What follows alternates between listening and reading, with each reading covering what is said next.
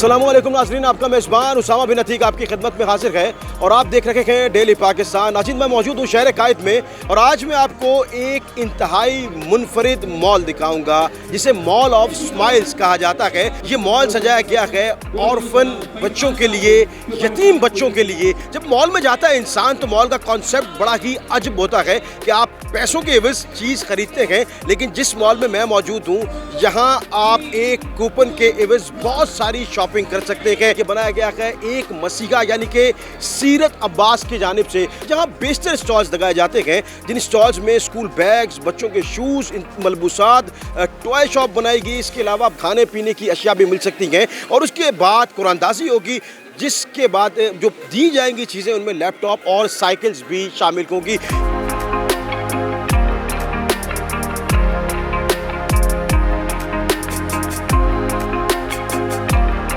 बहुत सारे बच्चे मौजूद हैं, फेस पेंट करवा रहे हैं, कुछ बच्चे शॉपिंग करने में मसरूफ़ हैं। बच्चे हमारे साथ मौजूद हैं, उनसे बात करते हैं। अच्छा, क्या क्या लिए?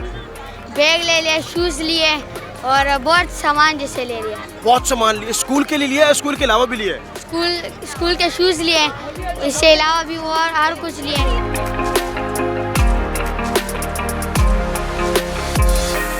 इतनी सारी शॉपिंग करके खुशी हो रही है? यस। अच्छा, किस तरह से ले रहे हैं? आपके हाथ में जो पेपर है वो जाके दिखाते हैं, जो चीज़ ले लेते हैं उसको वो क्रॉस कर देते हैं?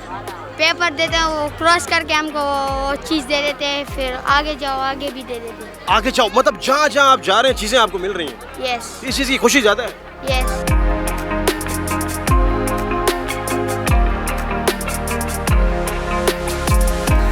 ग्रैंड मॉल ऑफ स्माइल्स में रश जो है उसकी सूरत हाल आपके सामने है। अच्छा मैम, ये बताइएगा कि इस तरह का इनिशिएटिव खास करके क्यों लाजमी है? हमारी जो काविशें हैं वो यही हैं कि बच्चों के चेहरों पर मुस्कान आ जाए। भले वो एक एक चीज़ ले लें, कुछ ले लें, लेकिन वो खुश हो जाए। शूज़ के डिफरेंट स्टॉल्स हैं हमारे पास, फूड एरिया है हमारे पास, बैग्स हैं, फ्रॉक्स, सब कुछ अवेलेबल है यहाँ पे बच्चों के लिए।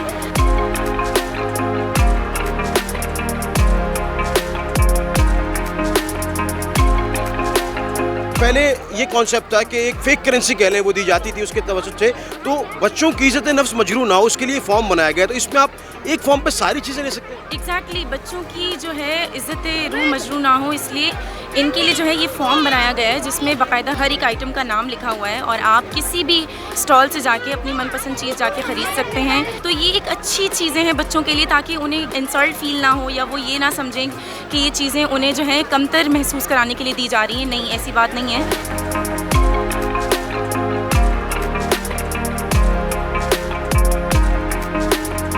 इस जगह पे एक मेले का समा है, हमारे साथ भाई मौजूद है।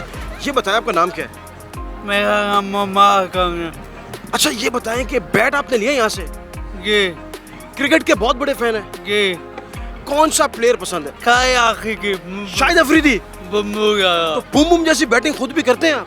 ये बॉलिंग बॉलिंग करते हैं आप?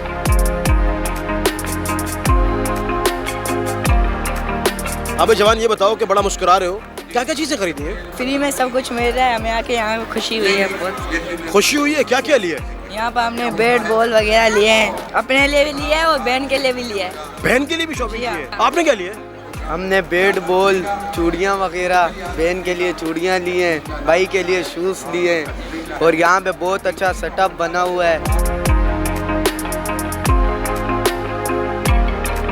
क्योर पाकिस्तान वेलफेयर ऑर्गेनाइजेशन के फाउंडर जो अब तक बैकएंड पे रह के काम कर रहे थे, आज हम आपकी मुलाकात उनसे करवाते हैं। सीरत अब्बास जो कि इस वक्त ऑस्ट्रेलिया में मौजूद हैं, वो हमारे साथ इस वक्त लाइव मौजूद हैं। अजी सीरत भाई, आपके लगाए हुए मेले में हम इस वक्त मौजूद हैं। आइडिया आपके जहन में कैसे क्लिक किया इस तमाम तर चीज़ का, इस प्रोग्राम का बाकायदा आगाज़ कब किया, इनिशिएटिव कब लिया? जी, ये बात है सन 2015 की, जब मैंने एक इंस्पिरेशनल वीडियो देखी यतीमों के ऊपर, ऑर्फन्स के ऊपर। पाकिस्तान में बेपनाह चैरिटी होती है, बेपनाह इदारे काम कर रहे हैं, लेकिन मैं चाहता था कि कुछ इस तरीके से बच्चों को केटर किया जाए, इस तरीके से उनके लिए सर्विसेज लाई जाएं जिससे उनकी इज़्ज़त नफ्स भी जो है वो मजरू ना हो और उनको अच्छी क्वालिटी सर्विसेज चीज़ें मिलें। 2015 में मैंने एक आइडिया को ड्राइव किया जिसका नाम मैंने मॉल ऑफ स्माइल्स रखा, यानी कि मुस्कुराहटों का बाजार। इस बाजार में दुनिया की हर वो चीज़ जो आप तसव्वुर कर सकते हैं बच्चों के हवाले से मौजूद होती है और वहाँ पे बच्चे आके अपनी मर्जी से वो चीज़ें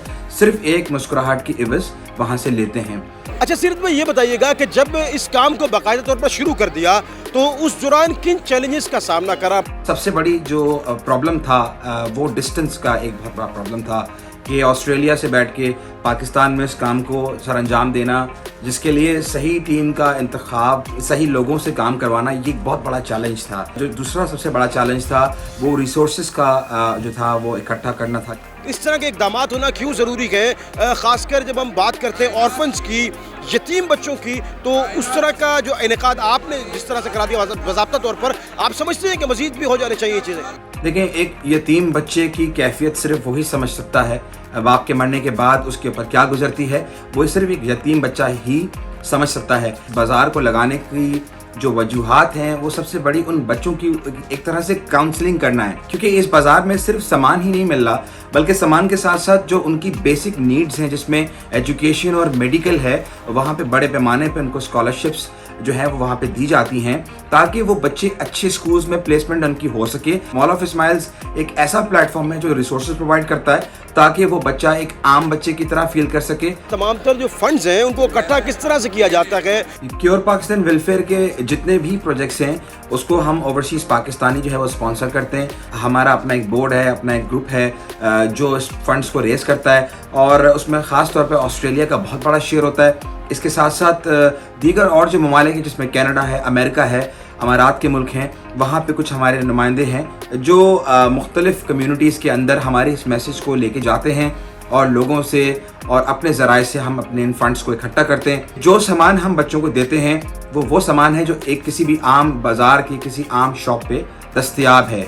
कोई सामान यूज़ नहीं होता, हर सामान ब्रांड न्यू होता है, जिसकी वजह से इसकी कॉस्ट बहुत हाई होती है और जितनी चीज़ें हम जिस पैमाने पे लगाते हैं उसके लिए बहुत बड़ी एक खतीर रकम हमें चाहिए होती है जो हम हर साल इस इवेंट में लगाते हैं। जो लोग आपके साथ काम कर रहे हैं क्या वो प्रॉपर पे स्केल पे हैं, रोजगार भी प्रोवाइड कर रखा है, या वॉलंटियरली लोग यहाँ पर आते हैं और इंसानियत की खिदमत को करते हैं?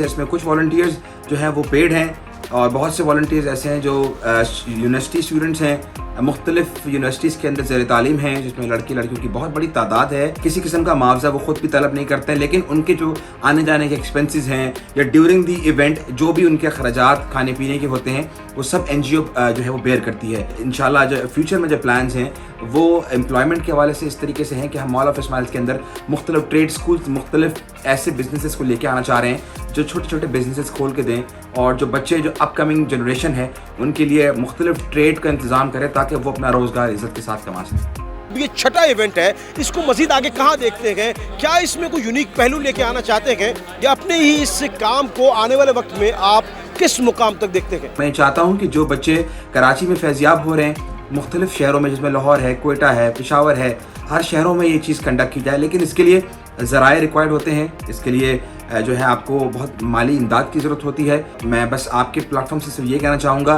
कि अगर इस आइडिया को कोई कैच कर सके, कोई अपने शहरों में अपने बुनियाद पे कर सके तो हमारी मदद होगी।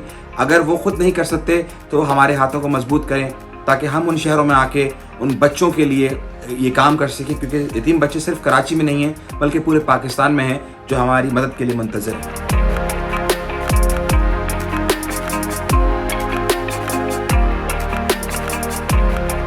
सीरत भाई जो हैं अपनी टीम के हमरा इस काम को बखूबी अंजाम दे रखे हैं।